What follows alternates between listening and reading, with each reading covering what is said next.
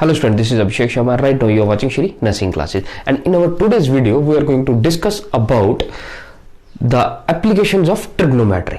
Applications of trigonometry in real life. Okay, तो previous video में हमने बात की थी ट्रिग्नोमेट्री के बारे में, उसके बाद ट्रिग्नोमेट्रिक रेशियोज के बारे में, उसके बाद हमने बात की थी ट्रिग्नोमेट्रिक रेशियोज का कंपैरिजन आपस में, साइन का कोसेक के साथ, कोसेक का साइन के साथ, इस तरह से और भी थे। और उसके बाद हमने ट्रिग्नोमेट्रिक आइडेंटिटीज की बात की थी। तो ये सारी वीडियोज आपको ऊपर आई बटन में 1 by 1 मिल जाएंगी, तो प्लीज उन वीडियोज को जाकर देखिए और अपना जो कॉन्सेप्ट है अबाउट द ट्रिग्नोमेट्री वो क्लियर कर ले अच्छे से। ठीक है, तो आज हम बात करेंगे about the use of trigonometry in your real life. कि ट्रिग्नोमेट्री क्या सिर्फ क्लास रूम में ही इस्तेमाल होगी जो आपकी ट्राइंगल है, राइट एंगल ट्राइंगल में, या इसका कोई और भी यूज है आपकी रियल लाइफ में? आज हम उसके बारे में बात करेंगे।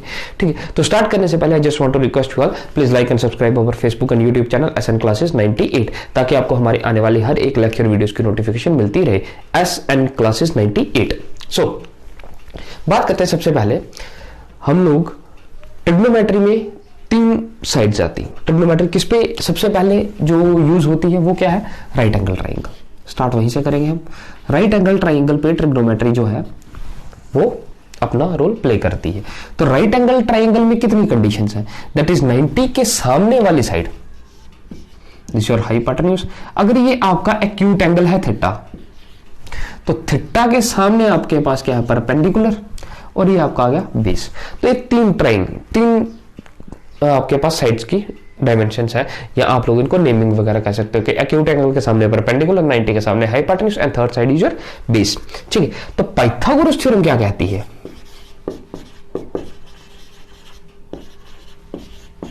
पाइथागोरस थ्योरम आप लोगों ने बड़ी अच्छे से की है। Hypotenuse square equal to base square plus perpendicular square. कि आपके पास अगर 2 साइड्स गिवन है, अगर perpendicular is your 5 and this is your 12, तो बेस निकल जाएगा आसानी से।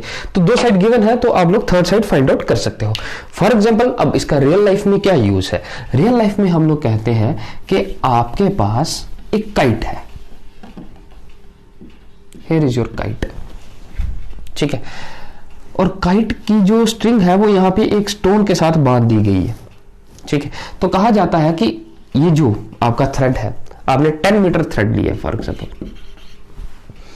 ठीक है, तो 10 मीटर थ्रेड ये आपके पास है। अब कहा जाता है कि ग्राउंड से हाइट हमारे पास है भाई 5 मीटर।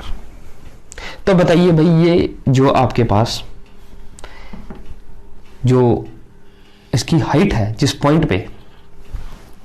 पॉइंट से डायरेक्ट ऊपर आपके काइट है, और जहां पे पत्थर के साथ या स्टोन के साथ उस स्ट्रिंग को बांधा गया है, उस धागे को बांधा गया, तो इनके बीच में डिस्टेंस कितना है? तो पाइथागोरस थ्योरम से आप लगा सकते हो hypotenuse square equal to base square plus perpendicular square. तो आपके पास थर्ड साइड आपको मिल जाएगी। ये बेसिक सी कंडीशन है। क्यों?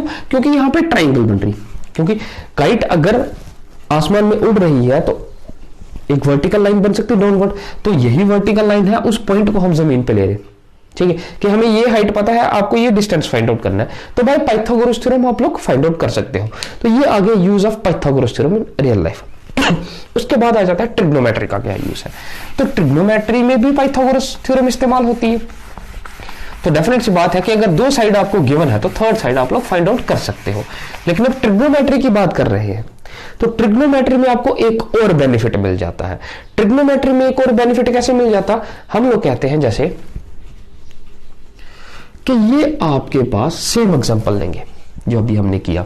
एग्जांपल क्या था कि आपके पास एक काइट है, यहां स्टोन के साथ वो धागा बांधा गया है। ये लेंथ कितनी है? फॉर एग्जांपल इसको रहने दो, ये धागा है, हमें नहीं पता है। ठीक है, या ये धागा है, सिर्फ इतना सा हम बात कहते हैं। एक बेसिक सी कंडीशन और बेसिक कर लेते हैं इसको। क्या बेसिक है? कि आपके पास एक काइट है, यहां पे फ्लाई कर रही है वो। ठीक है, ये काइट है, ये काइट है आपकी, और यहां पे स्ट्रिंग को स्टोन के साथ बांधा गया। अब आपको पता है कि ये जो स्ट्रिंग है हमारा, ठीक है, ये जो स्ट्रिंग है इसकी लेंथ है भाई 12 मीटर। स्ट्रिंग की लेंथ कितनी है? 12 मीटर। उसके बाद कहा जाता है कि भाई स्ट्रिंग के डायरेक्टेड डाउनवर्ड्स जो आपकी ग्राउंड है वो पॉइंट बन रहा है, ये आपके पास फॉर एग्जांपल P है, ये Q है, तो ये जो बेस बनाया जा रहा इस काइट का सबसे इसके वर्टिकल और डाउनवर्ड जो पॉइंट लिया जा रहा उसको हम फॉर एग्जांपल R कहते हैं, ठीक है।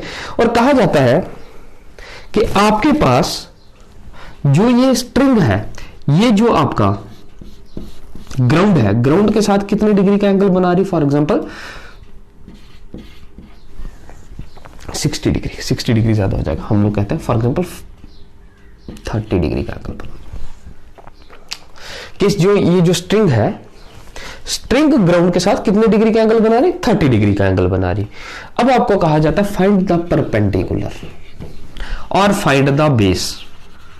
बेस की वैल्यू निकालो, ये परपेंडिकुलर, क्योंकि ये एक्यूट एंगल है, एक्यूट एंगल के सामने क्या आ जाएगा, परपेंडिकुलर आ जाएगा। ये आपका 90 है तो 90 के सामने क्या आ जाएगा, इज योर हाइपोटेन्यूज। तो अब आपको क्या गिवन है, एक ट्रायंगल बन रही है आपकी, राइट एंगल ट्रायंगल बन रही है, क्योंकि काइट का हम लोग डायरेक्ट डाउनवर्ड देख रहे हैं, तो वो पॉइंट आपको R मिल गया। अब आपको कहा जाता है स्ट्रिंग की हमें लेंथ पता है भाई 12 मीटर, और आपको ये एंगल पता है कि स्ट्रिंग ग्राउंड के साथ कितने डिग्री का एंगल बना रहा है, 30 डिग्री का। तो भाई find the height of the kite from the ground. Height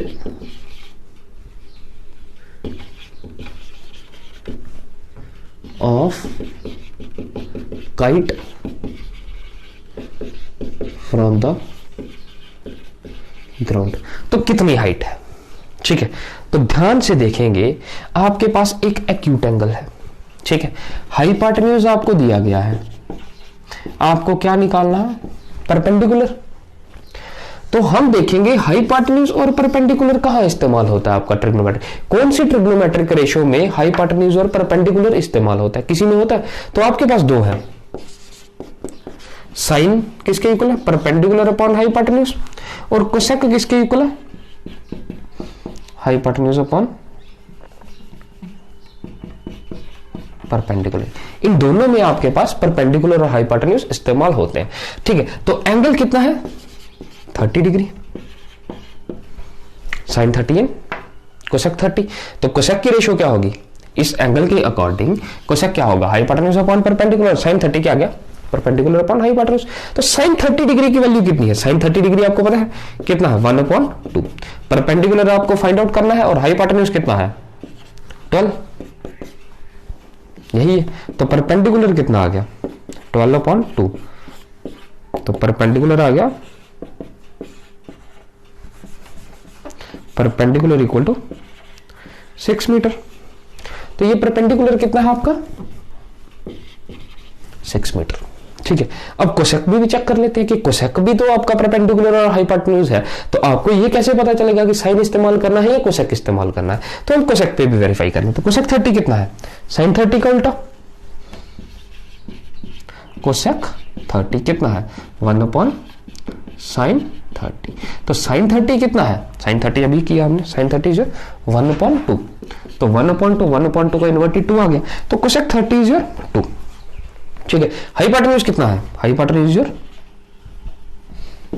12 and perpendicular, तो परपेंडिकुलर कितना आ गया, 12/2 which is 6 metre, this is 12 metre, ठीक है। तो कितना आ गया, 6 मीटर आ गया। तो परपेंडिकुलर यहां पे भी 6 मीटर है, परपेंडिकुलर यहां पे भी 6 मीटर है। तो एक कंक्लूजन मिला आपको कि अगर आपको एक एंगल और एक साइड गिवन है तो बाकी रेस्ट ऑफ द साइड्स आप लोग निकाल सकते हो। ये आपका परपेंडिकुलर मिल गया, अब आपको चाहिए बेस, तो आपकी मर्जी है, दो साइड्स है तो आप पाइथागोरस भी लगा सकते हो, पाइथागोरस भी अप्लाई हो सकता है, ठीक है, क्योंकि पाइथागोरस क्या है, hypotenuse square equal to base square plus perpendicular square. तो हाइपोटेन्यूज है आपके पास, हाइपोटेन्यूज भी है, परपेंडिकुलर भी आ गया, परपेंडिकुलर भी आ गया, तो बेस आप लोग निकाल ही सकते हो। तो बेस कितना आ जाएगा, बेस स्क्वायर कितना आ जाएगा, which is hypotenuse square, perpendicular को इस तरफ लेके आओ, हाइपोटेन्यूज माइनस परपेंडिकुलर कितना आ जाएगा, बेस स्क्वायर आ जाएगा, तो बेस निकल सकता है, ठीक है। दूसरा हम एक और थोड़ी कंडीशन देखते हैं। कंडीशन क्या है, ज्यादा क्लियर है कि अगर आपको एक एंगल और एक साइड गिवन है, आपको कोई भी साइड फाइंड आउट कर सकते हो। तो हमने हाइपोटेन्यूज था तो परपेंडिकुलर हमने फाइंड आउट कर लिया। परपेंडिकुलर कैसे फाइंड आउट किया कि हाइपोटेन्यूज है और परपेंडिकुलर आपको फाइंड आउट करना है। तो हम देखेंगे हाइपोटेन्यूज और परपेंडिकुलर कहां कहां इस्तेमाल होता है। तो साइन एंड कोसेक में होता है, परपेंडिकुलर और हाइपोटेन्यूज दोनों इस्तेमाल होते हैं। तो हमने दोनों से फाइंड आउट करके देखा, रिजल्ट सेम आते हैं, तो कोई प्रॉब्लम नहीं। आप फिर ये जो रिजल्ट है इस तरह के आप साइन से निकालो या कोसेक से निकालो, कोई प्रॉब्लम नहीं, ठीक है। उसके बाद हम इस क्वेश्चन को थोड़ा और आगे बढ़ाते हैं। तो अगर इस क्वेश्चन में आता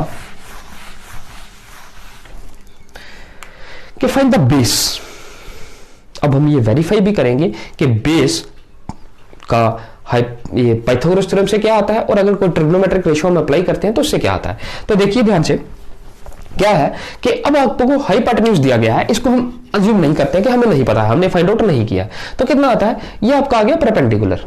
परपेंडिकुलर हमारे पास नहीं है अभी, तो परपेंडिकुलर हमें नहीं पता, हम अज्यूम कर रहे हैं। आपको क्वेश्चन में है कि आपको हाइपोटेन्यूज गिवन है, एंगल गिवन है, फाइंड द बेस। तो अब हाइपोटेन्यूज एंड बेस की बात कर रहे हैं। हाइपोटेन्यूज गिवन है, बेस आपको फाइंड आउट करना है। तो हाइपोटेन्यूज एंड बेस कहां कहां इस्तेमाल होते हैं, हाइपोटेन्यूज एंड बेस। तो कॉस में आता, कॉस किसके इक्वल है, बेस अपॉन हाइपोटेन्यूज, एंड सेक किसके इक्वल है,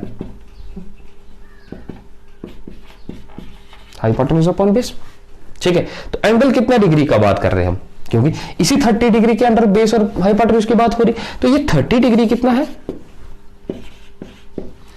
ठीक है।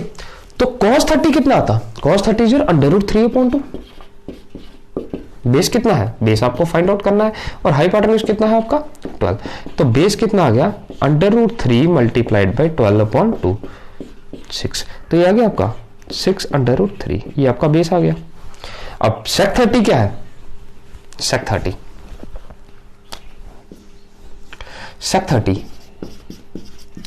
which is equal to 1 cos 30। तो cos 30 कितना है, अब sec 30, cos 30 अभी हमने किया, दिस इज √3/2। तो 1 cos 30 की वैल्यू cos 30 √3/2, तो ये आ गया 2/√3, ठीक है। तो sec 30 कितना है आपके पास, √3। हाइपोटेन्यूज कितना है आपके पास 12, और बेस आपको फाइंड आउट करना है, तो बेस को हम ऐसे ही रहने देंगे, ठीक है। तो क्रॉस मल्टीप्लाई कर लो, बेस यहां पर आ गया ऊपर, ये आ गया 12, ये यहां पे √3 आ गया, और ये 2 को हम डिनोमिनेटर में ले आते हैं, तो ये आ गया 6√3, ठीक है। तो बेस यहां पे भी 6√3 है, बेस यहां पे भी 6√3, तो बेस कितना है आपके पास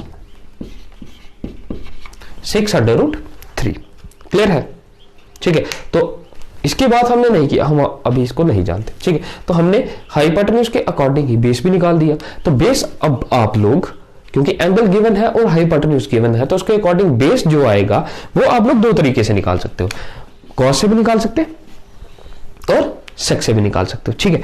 उसके बाद बात करते हैं पाइथागोरस की। समझ आया कि आप एक साइड और एक एंगल गिवन हो, एक एक्यूट एंगल गिवन हो, 90 तो होगा ही होगा, अगर एक एक्यूट एंगल गिवन है तो आप लोग बाकी सारी साइड्स निकाल सकते हो, ठीक है, समझ आया। उसके बाद है आपके पास कि लास्ट, इससे पहले हमने किया, हमने निकाला क्या, परपेंडिकुलर, हमने परपेंडिकुलर फाइंड आउट किया, दैट इज योर 6। तो अब हमने क्या किया कि इस परपेंडिकुलर को एज्यूम नहीं करके हमने इसी गिवन इंफॉर्मेशन के साथ हमने बेस फाइंड आउट कर दिया। तो बेस कितना है 6√3।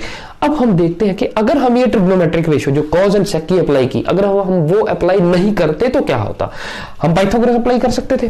पाइथागोरस क्या आ जाएगा, यहां पे आ गया आपका, तो बेस किसके इक्वल आ जाएगा, √, स्क्वायर इस तरफ आएगा, √, हाइपोटेन्यूज स्क्वायर माइनस परपेंडिकुलर। तो hypotenuse is your 12 square, perpendicular is your 6 square. तो 144 माइनस 36 कितना आ जाएगा, ये कितना आ जाएगा 36 108,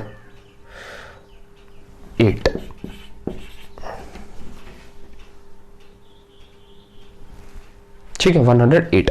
तो 108 को आप देख सकते हो ये कितना आ जाएगा, आप इसके फैक्टर कर सकते हैं, ये कितना आएगा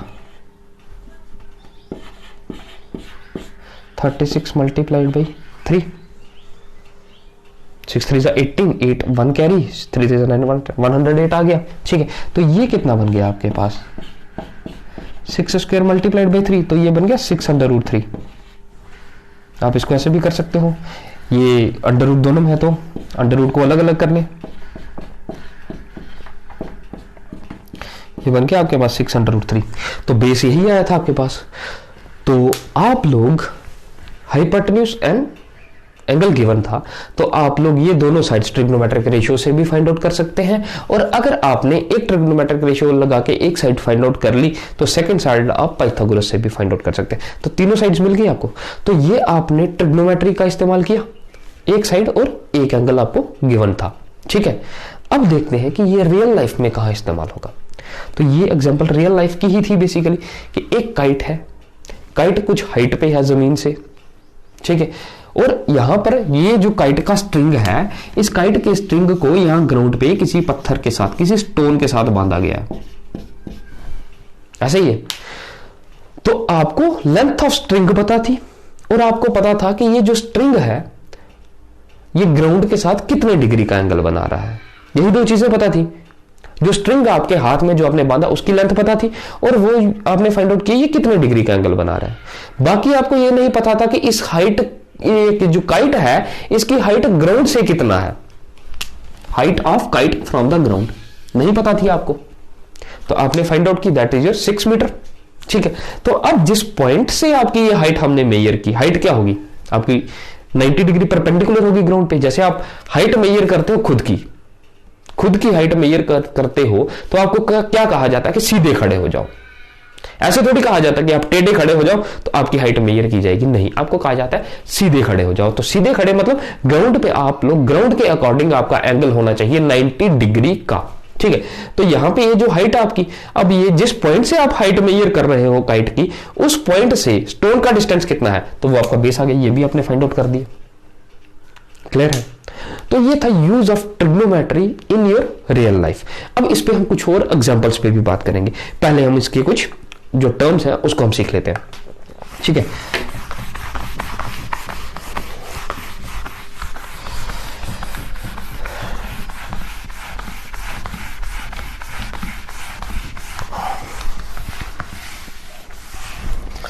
तो अभी हमने जिस कंडीशन की बात की उसमें क्या था कि जो स्ट्रिंग था वो ग्राउंड के साथ एंगल बना रहा था 30 डिग्री का, ठीक है। अब आगे बात आ जाएगी कि आप फॉर एग्जांपल, अब आपके बेसिस पे बात करेंगे हम। ये बिल्डिंग है, ठीक है, दिस इज एन बिल्डिंग,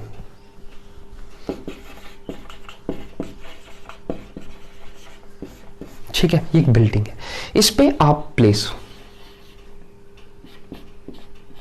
ठीक है। तो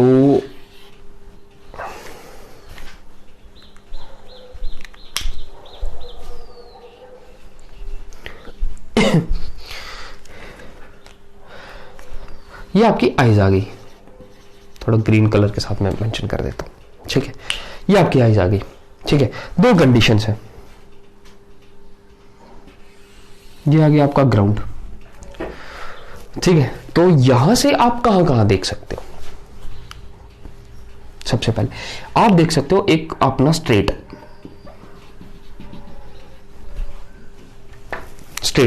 सामने देख सकते हो। आप बिल्डिंग पे खड़े हो, या तो बिल्डिंग से आप एकदम से सामने देख सकते हो, एक आप देख सकते हो ग्राउंड पे, ठीक है, और एक आप यहां से ऊपर कहीं देख सकते हो।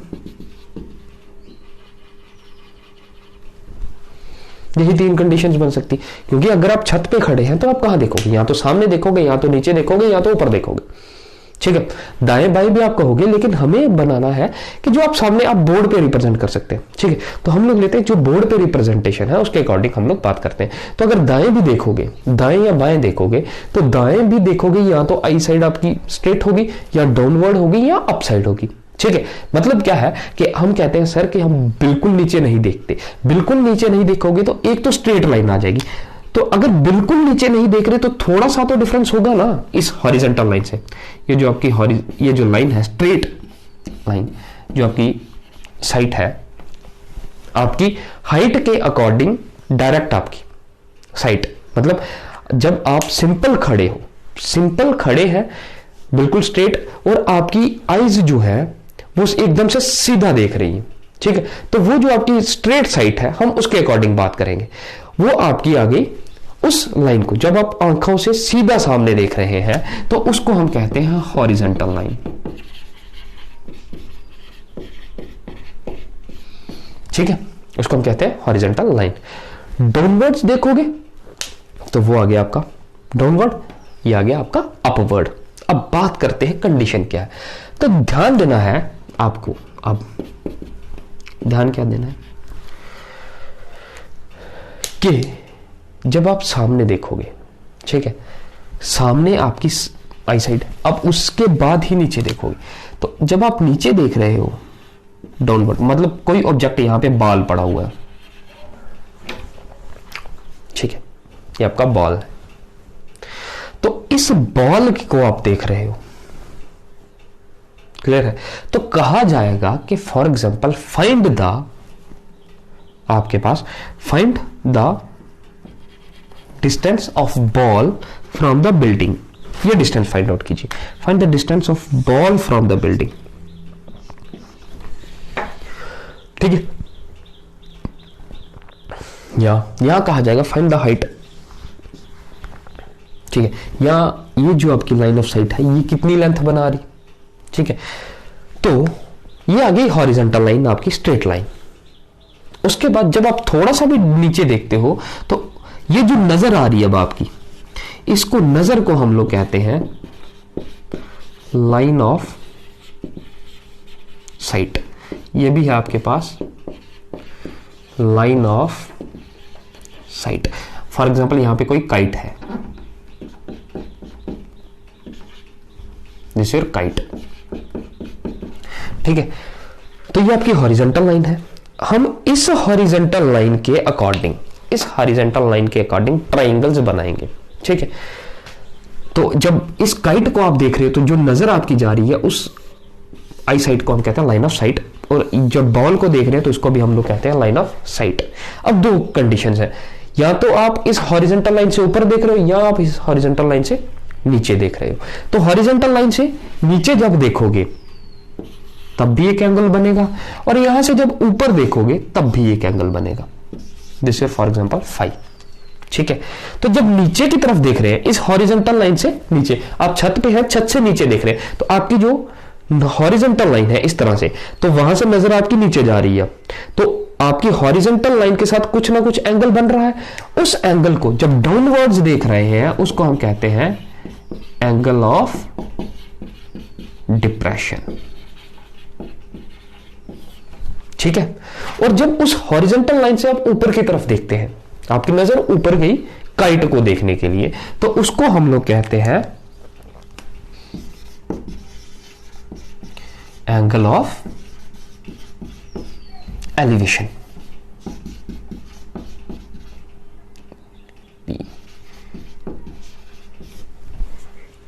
ठीक है।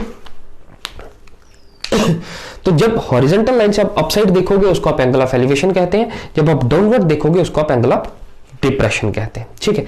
तो इस हॉरिजॉन्टल लाइन के अकॉर्डिंग अब आपकी ट्राइंगल्स बनेगी, क्लियर है।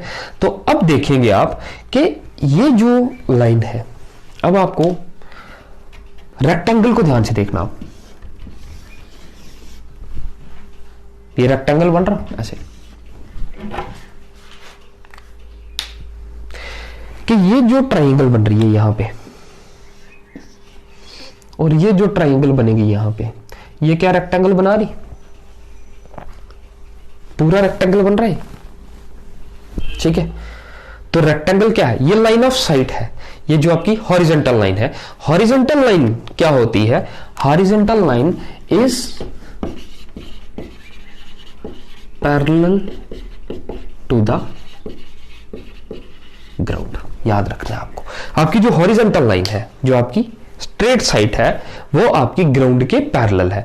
तो ये दो लाइंस आपके पास क्या है, आपस में पैरेलल, ये लाइन और ये लाइन आपस में पैरेलल है, ठीक है। उनको ये लाइन एक इंटरसेक्ट कर रही है, ये दो लाइंस पैरेलल है, इनको एक लाइन इंटरसेक्ट कर रही है। तो ये एंगल और ये एंगल क्या आपस में इक्वल होंगे, आपने क्या हुआ, ये आपके पास रेक्टेंगल है, तो ये एंगल और ये एंगल इक्वल हो सकते हैं। ये कौन सा एंगल है, अल्टरनेट इंटीरियर एंगल्स, वही है, ठीक है। तो अगर अब आपको कहा जाए कि बताइए भाई कि आपके पास आपको दिया जाता है कि आप छत पे हैं, आप एक बॉल को देख रहे हैं, डाउनवर्ड्स ग्राउंड पे है, और आपका जो हॉरिजॉन्टल लाइन के साथ एंगल ऑफ डिप्रेशन बन रहा है, for example this is of your 30 degree. Angle of depression कितना बन रहा है? 30 डिग्री। एंड ये आपके पास ये जो बेस है ये आपका कितना है? फॉर एग्जांपल योर 50 मीटर, क्योंकि ये आपका थीटा है तो थीटा के सामने कितना होगा? परपेंडिकुलर। ठीक है, तो अगर आपको कहा जाए कि आपका बेस कितना है, आपका मतलब distance of ball, distance between ball and the building कितना है? 50 मीटर है। बॉल और बिल्डिंग के बीच में जो डिस्टेंस है वो कितना है? 50 मीटर है। आपको कहा जाता है find the height of the building, find the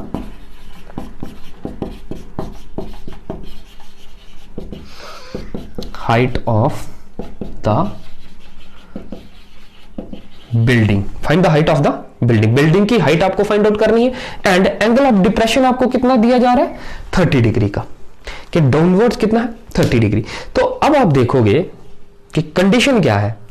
ये बिल्डिंग है आपकी, ये आपका बॉल है, ये आपको 50 मीटर का डिस्टेंस दिया गया है। आपको कहा गया find the height of the building. अब आप कहोगे सर आपने पहले कहा था कि भाई आपको एक एंगल और एक साइड दिया हो तो आप बाकी सारी साइड्स फाइंड आउट कर सकते हैं। तो अभी हमने देखा कि आपको एंगल ऑफ डिप्रेशन कितना दिया गया है? 30 डिग्री। तो हॉरिजॉन्टल लाइन एंड ग्राउंड की लाइन आपस में पैरेलल है, तो जितना एंगल यहां पर है 30 डिग्री उतना ही यहां पे डाउनवर्ड भी होगा। तो ये एंगल 30 है तो ये भी 30 है, क्योंकि ये कौन से हैं? Alternate interior angle. तो अब आपको इस ट्राइंगल में एक एंगल भी मिल गया और बेस भी मिल गया, तो आप लोग परपेंडिकुलर निकाल सकते हो। परपेंडिकुलर कैसे निकलेगा? टैन में इस्तेमाल होता, टैन आपका परपेंडिकुलर और बेस इस्तेमाल करता है, टैन में आपका परपेंडिकुलर और बेस इस्तेमाल होता है। तो ये आपका एक्यूट एंगल है, एक्यूट एंगल के सामने परपेंडिकुलर है और ये आपका बेस गिवन है। ठीक है, तो एंगल कितना है? 30 डिग्री का। ऐसे ही है, तो tan 30 कितना है आपके पास? That is your sin 30 upon cos 30। तो दिस इज 1 अपॉन √3। परपेंडिकुलर आपको फाइंड आउट करना है, बेस आपका कितना है? 50। तो this is perpendicular is equal to 50 upon √3 which is equal to 50 √3 upon 3। Rationalise करके आ जाएगा, तो ये आपका परपेंडिकुलर आ गया। तो बात समझ आई कि डिप्रेशन जो है वो डाउनवर्ड्स एंगल है, लेकिन वो ग्राउंड के साथ भी कितना एंगल बनाएगा? जितना आपका डिप्रेशन का एंगल होगा। उसके बाद आ गई एंगल ऑफ एलिवेशन की बात। ठीक है, तो एंगल ऑफ एलिवेशन को ध्यान से देखेंगे तो हॉरिजॉन्टल लाइन के साथ कितना डिग्री का एंगल बन रहा? थीटा। ठीक है, तो आप लोग इसे एंगल ऑफ एलिवेशन कहोगे जब आप अबव द ग्राउंड देखोगे। अब इसी के बेसिस पे हमने एग्जांपल्स ली है कुछ, एंगल ऑफ एलिवेशन पे भी, एंगल ऑफ डिप्रेशन पे भी, तो जिससे आपका angle of elevation and depression का कॉन्सेप्ट पूरा क्लियर हो जाएगा। ठीक है, तो आइए बात करते हैं। एक सिंपल सी बात आपको याद रखनी है, वो क्या है कि डिप्रेशन कब है? जो आप डाउनवर्ड देख रहे हो, डिप्रेशन डाउनवर्ड्स। तो डी से डिप्रेशन और डी से ही आपका डाउनवर्ड, डी से डिप्रेशन, डी से डाउनवर्ड। तो आपको याद रहेगा कि डिप्रेशन कौन सा है? जब आप डाउनवर्ड देख रहे हो। तो दूसरा कौन सा है? एलिवेशन, जब आप अपसाइड देख रहे हो। डिप्रेशन याद रखो और उसका उल्टा एलिवेशन आ गया। ठीक है,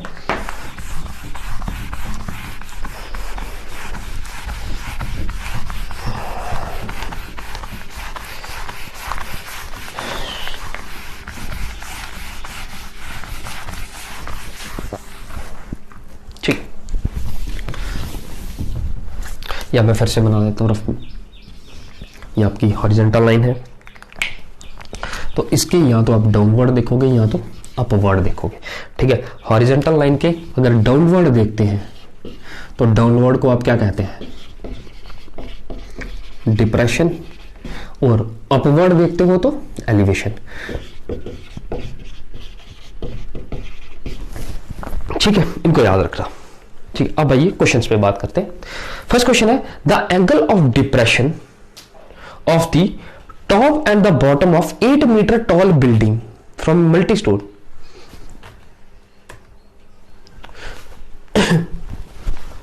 क्वेश्चन है, एक tower stand vertically on the ground. एक टावर है जो वर्टिकल पोजीशन पे है ग्राउंड। तो टावर है तो डेफिनेट सी बात है वो बिल्कुल स्ट्रेट होगा ग्राउंड पे।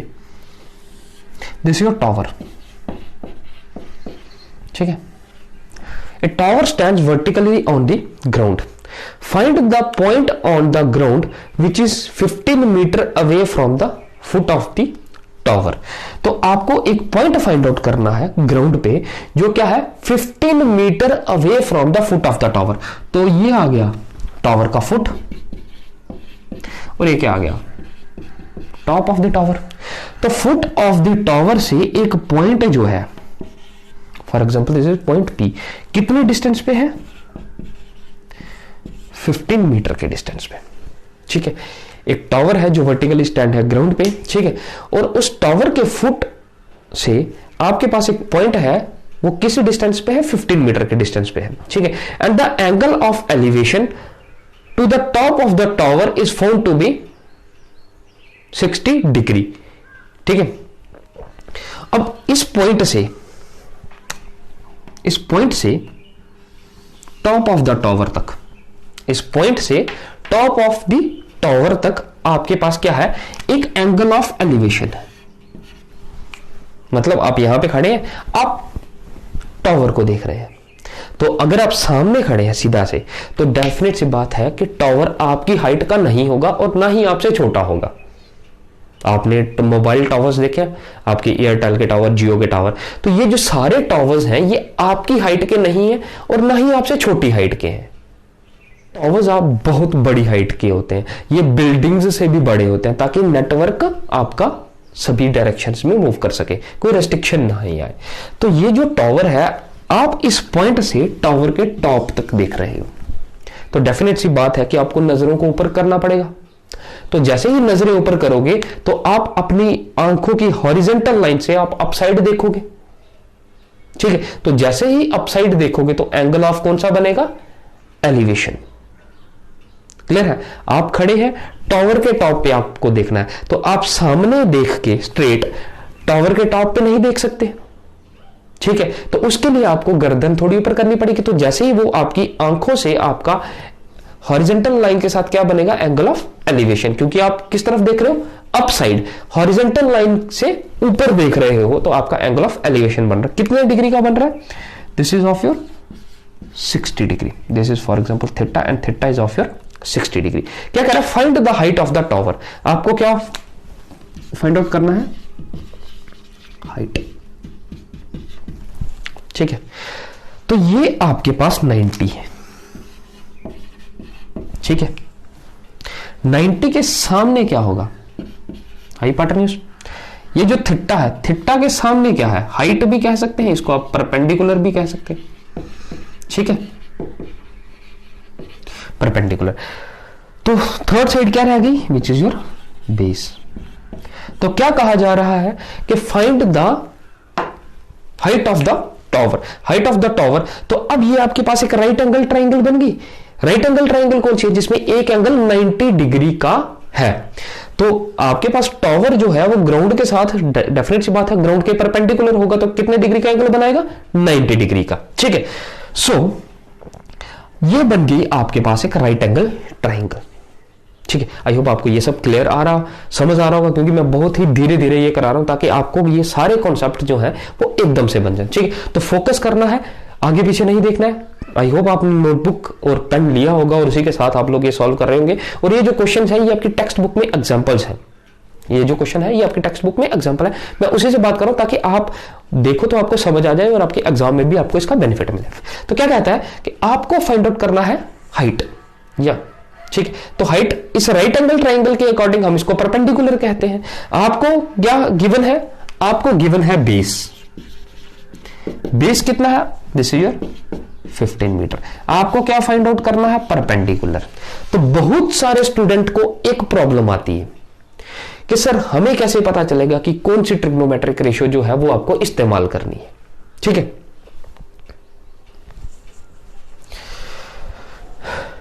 तो बहुत सारे स्टूडेंट ये डाउट लेके आते हैं कि सर हमें कैसे पता चलेगा कौन सी ट्रिग्नोमेट्रिक रेशियो अप्लाई कर रहे हो। तो रट्टा नहीं लगाना है, कंडीशन को समझना है। ठीक है, आपको क्या दिया गया है, बेस गिवन है और परपेंडिकुलर फाइंड आउट करना, दो चीजें। ठीक है, इसी की बात हो रही। तो बेस गिवन है, परपेंडिकुलर फाइंड आउट करना है। तो आपको देखना है कि एक साइड आपको गिवन है, एक आपको फाइंड आउट करने के लिए बोला गया है। तो आपको देखना है कि ये दोनों जो साइड हैं ये कौन सी ट्रिग्नोमेट्रिक रेशियो में इस्तेमाल होती हैं एक साथ। ये tan में भी इस्तेमाल होती, tan कितना आता है, परपेंडिकुलर अपॉन बेस, और ये cot में भी इस्तेमाल होता है। cot कितना है, बेस अपॉन परपेंडिकुलर, ऐसा ही है। तो जो साइड आपको गिवन है एंड जो साइड आपको फाइंड आउट करनी है, तो आपको देखना है ये दोनों साइड कौन सी ट्रिग्नोमेट्रिक रेशियो में इस्तेमाल होती है। पहले जो हमने क्वेश्चन किया उसमें भी हमने वैसे ही किया। तो देखते हैं ये tan एंगल कितना है, 60 डिग्री। अब tan 60 डिग्री कितना है, √3। tan 60 degree is your √3। अब परपेंडिकुलर आपको फाइंड आउट करना है एंड बेस कितना है आपका 15। तो परपेंडिकुलर कितना आ गया, 15 √3 मीटर आ गया आपके पास। अब कॉट से भी देख सकते हैं। अब थीटा कितना है, क्योंकि बेस और परपेंडिकुलर किस पे बेस्ड है, बेस एंड परपेंडिकुलर किस पे बेस्ड है, ये है आपका थीटा। ठीक है, और अगर ऐसा आपको लग रहा है कि हम थीटा के सामने वाली साइड को परपेंडिकुलर क्यों कहते हैं, थीटा के सामने वाली साइड को हम परपेंडिकुलर क्यों कहते हैं, तो इस पे हम लोग भी अलग से बात जरूर करेंगे। ठीक है, तो अगर आपको लग रहा है तो प्लीज कमेंट कर देना इसके बारे में, ताकि मेरे को ये क्लियर हो जाए कि आपको इसमें कोई डाउट है अभी तक। ठीक है, तो cot 60, दिस और cot 60। ठीक है, तो cot 60 क्या है, cot 60 की वैल्यू क्या है, 1/√3। बेस आपके पास कितना है 15 एंड परपेंडिकुलर आपको फाइंड आउट करना है। तो परपेंडिकुलर कितना आ गया, 15/√3 आ गया, क्रॉस मल्टीप्लाई। तो परपेंडिकुलर दोनों के इसमें सेम है। तो हाइट ऑफ द टावर कितनी है, height of the tower is 15/√3 आ गया मीटर। ठीक है, तो आई होप आपको ये बात समझ आई होगी कि हमारे पास जो ट्रिग्नोमेट्री है उसका रियल लाइफ में हमारे पास क्या यूज है। ठीक, ये बड़ा बेसिक सा क्वेश्चन था, इसके हम कुछ और क्वेश्चन करने जा रहे हैं। तो ये आपको समझ आया कि आपको कौन सी ट्रिग्नोमेट्रिक रेशियो अप्लाई करनी है, कि जो आपको साइड गिवन है, ठीक है, और जो आपको फाइंड आउट करनी है। आपको ये ध्यान देना है कि ये दोनों साइड्स की जो रेशियो है, ये दोनों साइड्स कौन सी ट्रिग्नोमेट्रिक रेशियो में यूज होते हैं। ठीक है, तो अब हम कुछ और एग्जांपल करेंगे और उनमें भी मैं ये आपको बताऊंगा कि भाई कौन कौन सी ट्रिग्नोमेट्रिक रेशियो हम कैसे इस्तेमाल करते हैं। ठीक है, the angle of depression of the top and the bottom of 8 metre tall building from a multi store building are 30 degree and 45 degree. अब क्या कह रहा है, एंगल ऑफ डिप्रेशन। अब एंगल ऑफ डिप्रेशन बन रहा है, डिप्रेशन मतलब हम कौन सी तरफ देख रहे हैं, डाउनवर्ड्स देख रहे हैं। कौन सी तरफ देख रहे हैं, डाउनवर्ड्स। तो हमारी जो हॉरिजॉन्टल लाइन है, आपकी नजरों के सामने जो स्ट्रेट लाइन है, आप उससे कहां देख रहे हो, डाउनवर्ड देख रहे हो, नीचे की तरफ। तो क्या कह रहा है, the angle of depression of the top and the bottom of 8 metre tall building. ठीक है, एक 8 मीटर टॉल बिल्डिंग है, 8 मीटर। ठीक है, ये एक बिल्डिंग है। ठीक है, angle of depression of the top and the bottom. तो पहले टॉप वर्ड यूज कर रहा और साथ में बॉटम वर्ड यूज कर रहा है। Angle of depression of the top and the bottom, पहले टॉप वर्ड की बात कर रहा फिर बॉटम वर्ड की बात कर रहा है। ठीक है, top and the bottom of 8 metre tall building from the top of multi store building. तो ये जो एंगल ऑफ डिप्रेशन के इस पे कोई देख रहा है, टॉप एंड बॉटम पे कोई देख रहा है डाउनवर्ड, कहां से देख रहा है, एक मल्टी स्टोर बिल्डिंग है। मल्टी स्टोर एक बड़ी बिल्डिंग है। ठीक है, जहां से कोई इंसान जो है वो इस 8 मीटर टॉल बिल्डिंग के टॉप पे देख रहा है और बॉटम पे देख रहा है। ठीक है, ठीक है, तो कंडीशन क्या है, दोबारा रीड आउट करता हूं इसको मैं। And the angle of depression of the top and the bottom of 8 metre tall building from the top of multi store building are 30 degree and 45 degree. Angle of depression जो बन रहा है top and bottom पे कितने degree का बन रहा है, 30 डिग्री का एंड 45 डिग्री का। अब बात आपको ध्यान देनी है कि किस तरह से एंगल प्लेस होंगे। तो पहले बात कर रहा है टॉप की, फिर बात कर रहा है बॉटम की, नंबरिंग भी दी थी मैंने, ठीक है। उसके बाद क्या है 30 डिग्री एंड 45 डिग्री, क्लियर है। तो 30 डिग्री पहले इस्तेमाल किया उसने, 45 डिग्री बाद में, ठीक है। तो 30 डिग्री एंगल किसके साथ बन रहा है, टॉप के साथ, एंड 45 डिग्री एंगल किसके साथ बन रहा है, बॉटम के साथ। तो आपकी यहां पे हॉरिजॉन्टल लाइन आ जाएगी, this is your horizontal line. और ये जो दो लाइंस हैं ये आपके पास क्या है, लाइन ऑफ साइट, ऐसे ही है। तो अब कितने एंगल बनेंगे यहां पर, अब ध्यान दोगे। तो अब मैंने आपको एक बात ये भी कही थी कि ये जो आपकी हॉरिजॉन्टल लाइन है ये क्या है, is parallel to the ground. ये जो हॉरिजॉन्टल लाइन है ये जो आपकी ग्राउंड है, क्योंकि ग्राउंड पे ही आपकी बिल्डिंग्स होंगी, ठीक है। तो ग्राउंड के पैरेलल है, क्लियर है। तो टॉप के साथ हॉरिजॉन्टल लाइन का कितने डिग्री का एंगल बन रहा है, 30 डिग्री का, ठीक है। और बॉटम के साथ कितने डिग्री का एंगल बन रहा है, बॉटम के साथ 45 डिग्री का, ठीक है। वर्डिंग देनी है, कैसे इस्तेमाल हो रहा है, टॉप पहले वर्ड इस्तेमाल हुआ, बॉटम बाद में। तो एंगल्स की भी बात वैसे ही करेगा, 30 डिग्री पहले इस्तेमाल किया, 45 डिग्री बाद में। तो पहले 30 डिग्री जो है वो टॉप की बात कर रहा है एंगल की, 45 डिग्री बॉटम की बात कर रहा है, क्लियर है। उसके बाद अब पहले हम 45 को देखते हैं। तो 45 जो है, अब ये आपके पास पूरा रेक्टेंगल बन रहा, तो ये आपका एक डायगोनल है। अगर आप इसको थोड़ी देर के लिए भूल जाओ इस लाइन को, तो ये 45 डिग्री का एंगल बन रहा है, तो ये एंगल भी 45 होगा, ठीक है, क्लियर है। अगर आप इस बिल्डिंग का नाम ए एंड बी देते हैं, ये सी एंड डी देते हैं, और ये हॉरिजॉन्टल लाइन आपके पास एक्स है, ठीक है। तो ये जो आपका एंगल बी सी एक्स था, बी सी एक्स, ये कितने था 45 था, ये किसके इक्वल आया आपका एंगल सी बी डी के, सी बी डी के। क्यों, क्योंकि ये क्या है, ये दोनों कितने आए 45 डिग्री के, और ये क्या है अल्टरनेट इंटीरियर एंगल्स, ठीक है। उसी के साथ अब ओके, ये आ गया आपका 30 डिग्री। अब इस पे बात करते हैं, क्योंकि अब ये जो है ये ग्राउंड पे नहीं है, तो यहां पे आप लोग एक इमेजिनरी लाइन बना लीजिए, ठीक है। दिस इज फॉर एग्जांपल ए ई, ठीक है। ये एंगल 30 डिग्री का बन रहा है। अब थोड़ी देर के लिए मेहरबानी करके इस लाइन को भूल जाइए। तो अब ये जो है ये एक और रेक्टेंगल आपको दिख रहा, जब ये रेक्टेंगल आपको दिख रहा है तो उसमें ये आपको एक डायगोनल दिख रहा है। तो ये जो डायगोनल है यहां पे अगर 30 डिग्री बना रहा तो यहां पे भी 30 डिग्री ही बनाएगा, क्लियर है। सेम कंडीशन है अल्टरनेट इंटीरियर एंगल्स, लेकिन अब एंगल कौन सा है X C A, angle X C A, X C A किसके इक्वल आया सी ए ई के, which is equal to 30 degree, clear है। ओके, तो इसको मैं थोड़ा सा ज्वाइन कर देता हूं, ठीक है। अब क्वेश्चन है कि डिमांड क्या है क्वेश्चन की, करना क्या है हमें। ये आपकी 8 मीटर टॉल बिल्डिंग है, ए बी आपको कितना दिया गया है 8 मीटर, ठीक है, आपको दिया गया। अब आपको बात करनी है कि हमारे पास फाइंड आउट क्या करना है। तो फाइंड आउट क्या करना है आपको, फाइंड आउट है find the height of multi store building, find the height of multi stored building CD, आपको ये हाइट फाइंड आउट करनी है,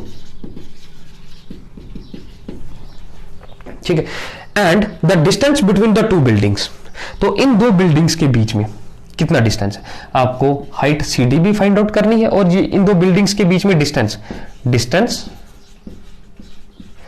BD भी आपको फाइंड आउट करना है, क्लियर है।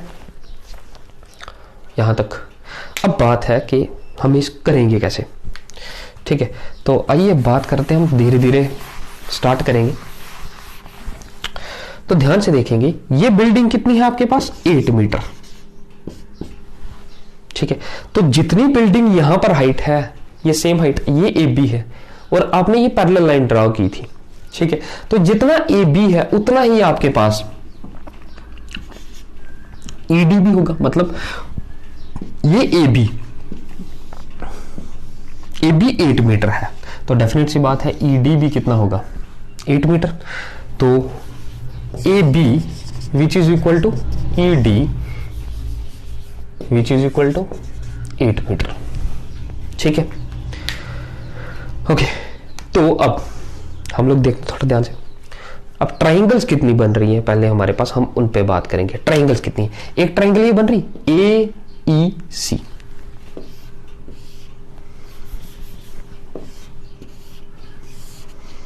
ए ई सी, जिसमें एंगल है 30 डिग्री का। ए ई सी एंगल कितना है, 30 डिग्री का। दूसरी ट्राइंगल बन रही है आपके पास B D C, B D C, ठीक है। तो इसमें एंगल कितना डिग्री का बन रहा, 45 डिग्री का। अब इसी बी, ये जो डी सी है, इसमें एक पॉइंट ई भी है, ठीक है। जिस ई डी को हमने कितना किया, 8 मीटर। दिस ई डी, ये कितना है आपके पास, 8 मीटर, ठीक है। तो आपको क्या करना है, अब आप ये भी देखोगे कि ए ई किसके इक्वल है, बी डी के इक्वल है। A E is also equal to B D, ठीक है। तो जो जो ऑब्जर्वेशन आपको दिख रही है वो एक्चुअल ही रहेंगी, उनमें कोई चेंज नहीं आएगी, ठीक है। क्योंकि ये हम जो भी बात कर रहे हैं ये हॉरिजॉन्टल लाइंस है, तो हॉरिजॉन्टल लाइंस आपस में पैरेलल ही होंगी, क्लियर। तो अब आपके पास है, आपको height of the building find out करनी, that is your C D, ठीक है। तो ये फाइंड आउट कैसे होगा, अब हम उस पर बात करेंगे। तो देखिए हमारे पास क्या है,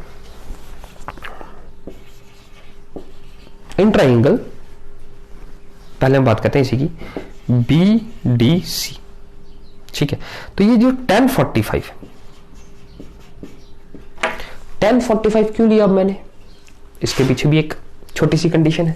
कंडीशन क्या है कि आपको फाइंड आउट क्या करना है, ये आपका दोनों तरफ में यहां पे एंगल है, एंगल के सामने परपेंडिकुलर है, आपको हाइट ऑफ द बिल्डिंग भी फाइंड आउट करनी है और आपको बेस भी फाइंड आउट करना है। दिस योर बेस, उसने कहा था find the distance between the two building, distance B D भी आपको फाइंड आउट करना है। तो आपको बेस भी फाइंड आउट करना है, आपको हाइट भी फाइंड आउट करनी है। दिया आपको कुछ नहीं है, आपको सिर्फ ये दिया है कि ये जो बिल्डिंग है ये 8 मीटर की है, तो इसके अकॉर्डिंग हमने अपोजिट बिल्डिंग ई डी भी 8 मीटर की कर दी, ठीक है।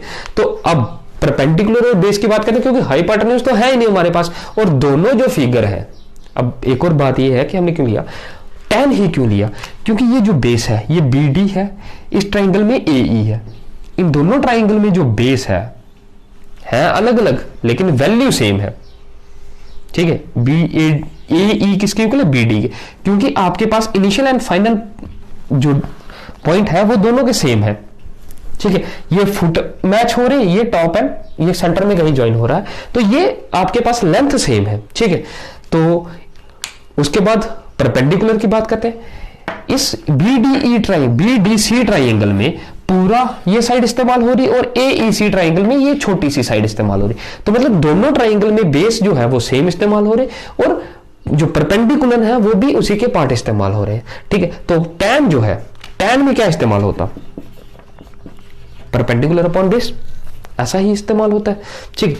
तो इसका मतलब क्या है कि आप दोनों में हम यही लेंगे, tan ही लेंगे, समझ आ रही बात, क्योंकि हाइपोटेन्यूज दोनों में अलग अलग है, ये लेंथ जो है वो दोनों में अलग अलग है ट्राइंगल्स में, तो हम इसको कोई बेनिफिट नहीं है, तो इसलिए हम परपेंडिकुलर अपॉन बेस ही ले। तो tan 45 कितना है, 1। परपेंडिकुलर हमारे पास नहीं है, परपेंडिकुलर कितना है भाई, perpendicular is your this your perpendicular, this your base, and ये 90 के सामने hypotenuse. Perpendicular is your C D and base is your B D, तो ये क्रॉस मल्टीप्लाई होगा, तो इसका क्या मतलब है, सी डी किसके इक्वल है, BD के, ठीक है। उसके बाद ये जो आपके पास ट्राइंगल है, ओके ये थोड़ा सा स्पॉच भी हो गया है भाई। अब आपके पास AB is equal to ED यहां पे कर देता हूं मैं। अब ये जो दूसरी ट्राइंगल थी आपके पास AEC, एंगल कितना बन रहा है 30 डिग्री का, तो यहां पे भी हम लोग tan ही इस्तेमाल कर लेंगे, tan 30 which is equal to perpendicular upon base. इसके सामने ये परपेंडिकुलर है, ये साइड बेस है, तो परपेंडिकुलर कितना है CE और बेस कितना है आपके पास AE, तो tan 30 इज 1 अपॉन √3, तो CE अपॉन AE। तो आप लोग ऐसे कर सकते CE which is your AE। अब AE किसके इक्वल है, दिस इज योर BD के इक्वल है, AE is equal to your BD। तो AE की जगह पे आप लोग यहां पे BD इस्तेमाल कर सकते हैं।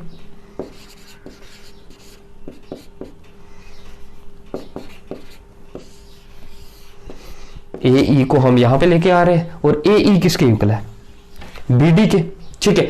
तो आपके पास BD कितना आ गया, BD आप इसको यहां पे भी ले सकते हैं, CE √3 क्रॉस मल्टीप्लाई, तो BD की वैल्यू आपको एक और मिल गई CE √3। तो BD, ये जो CD है ये BD किसके इक्वल आया CE √3, ठीक है। यहां पे सब्स्टिट्यूट कर रहे ये जो हमने बड़ी ट्राइंगल फाइंड आउट की थी, इसी में CD किसके इक्वल आया था BD के। अब ये जो CD है इसको हम देखेंगे, CD को आप दो पार्ट में डिवाइड कर सकते, CD को आप लिख सकते CE प्लस ED, ठीक है। चलो कोई बात नहीं, which is equal to simply CD किसके इक्वल है CE plus ED which is equal to CE √3, ठीक है। अब ED कितना था आपके पास, ED is equal to AB is equal to 8, तो ED आ गया आपके पास 8 और ये कितना आ गया आपके पास CE को हम उस तरफ लेके जाते हैं अगर, तो ये कितना आ जाता है CE √3 minus CE which is equal to CE common करेंगे तो √3 माइनस 1 आ जाता है, ठीक है। तो CE कितना आ जाएगा, थोड़ा लेंथी हो गया, अब इनको मिटा देते हैं, का काम कोई खास नहीं है। तो CE कितना आ गया आपके पास CE which is equal to, इसको और इसको देखेंगे तो ये आ जाएगा 8 अपॉन √3 माइनस 1, ठीक है। तो अब आप इसको रैशनलाइज कर लें, क्योंकि डिनोमिनेटर में हम लोग इरेशनल नंबर को नहीं रखते हैं, तो ये आ गया CE which is equal to CE is equal to 8 √3 plus 1, तो ये कितना आएगा a² माइनस b² हो जाएगा। आप इसको मैं शॉर्टकट में कर लो, √3 का स्क्वायर कितना आएगा 3 माइनस 1 का स्क्वायर 1, तो ये कितना आ जाएगा आपके पास CE which is equal to 3 minus 1 कितना आ जाएगा 2 एंड 2 4 4 √3 प्लस 1, तो ये बन गया आपके पास CE कितना आ गया, ये जो पार्ट है, ये जो आपको टोटल हाइट फाइंड आउट करनी थी, CD कितना है आपके पास CD, इस CD को आप दो पार्ट में डिवाइड कर सकते हैं CE plus ED, CE plus ED, तो CE कितना आया CE is your 4 √3 plus 1, 4 into √3 plus 1, और उसमें आप लोग ED ऐड करोगे तो ED कितना है ED इज योर 8, तो दिस इज योर CD, ये आपका CD है। अब आपको डिस्टेंस भी फाइंड आउट करना था BD, आपको डिस्टेंस BD भी फाइंड आउट करना है, तो CD किसके इक्वल है CD is equal to BD, CD किसके इक्वल है BD के, तो CD अगर BD के इक्वल है तो CD की वैल्यू ये है, तो इसलिए BD की वैल्यू भी सेम होगी which is also equal to BD, clear है, ठीक है। तो आपको हाइट ऑफ बिल्डिंग भी मिल गई और डिस्टेंस भी मिल गया, ठीक है। तो ये क्वेश्चन थोड़ा सा लेंथी था, ऐसा नहीं है, पर ये था कि एलिवेशन और डिप्रेशन दोनों की एग्जांपल एक साथ देना जरूरी था ताकि आपको ये चीजें समझ आ जाए। तो आई होप आपको ये क्लियर हो गया होगा कि किस तरह से हम लोग ट्रिग्नोमेट्रिक रेशियोज का यूज करते हैं, ठीक है, हम वही ट्रिग्नोमेट्रिक रेशियो लेते हैं जो आपको वैल्यूज फाइंड आउट करनी है, अपनी मर्जी से नहीं ले लेते कि मैंने tan ही लेना है, ठीक है, अपनी मर्जी से नहीं होता, ठीक है। तो हो जाता है, आप जैसे मर्जी लो, अगर आपको कहा जाता है भाई कि हमें साइन से ही करना है, आप लोग कर सकते हो, लेकिन प्रॉब्लम ये है मैथमेटिक्स के स्टूडेंट हो तो आपको ट्रिक्स लेके चलना है ताकि आपका सोल्यूशन एकदम से करेक्ट हो और बिल्कुल टू द पॉइंट हो। ऐसा नहीं है कि आपको लंबे लंबे मेथड लेके चलना है, वैसा नहीं करना है, बिल्कुल वो रिजल्ट आपको देने हैं जो एकदम से एग्जैक्ट एंड एक्यूरेट हो, ठीक है। तो इस तरह से आपको वही ट्रिग्नोमेट्रिक रेशियो अप्लाई करनी है जिससे आपको डायरेक्ट रिजल्ट मिल सकते हो, ठीक है। So this is all for today, thank you very much. I hope आपको ये एलिवेशन एंड डिप्रेशन का कॉन्सेप्ट क्लियर हुआ होगा, जिसमें हमने बात की है use of trigonometry in real life. So this is all for today, thank you very much and God bless you are. And please हमारा चैनल सब्सक्राइब करें, और अगर आपको ये कंडीशन समझ आई है तो प्लीज लाइक करें एंड सब्सक्राइब करें, एंड ये वीडियोस को फ्रेंड्स के साथ भी शेयर करें ताकि सब इसका बेनिफिट ले सके। सो this is all for today, thank you very much, God bless you.